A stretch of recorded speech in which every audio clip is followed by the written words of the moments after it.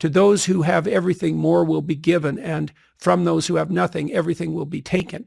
Now, it's brutal because it implies that reality works like this. When you're moving up, you go like this, right? And that's pretty nice. That's a lot better than this. But when you're going down, you go like that, right? It's like downhill, downhill, cliff. Okay, so you want to avoid the downhill path.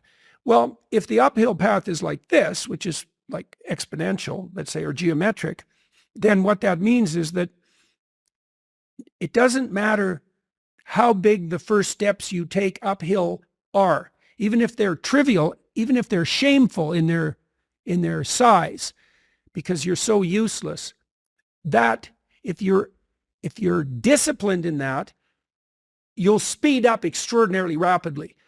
And so that's the good news, you might say, is that you can take very small steps, even ones that might be shameful in their size, and you have to admit that to yourself. But once you get the ball rolling, it doesn't roll in a linear fashion. It rolls in a geometric fashion. And this is a really good thing to know because it can take the sting out of the realization of your own stupidity.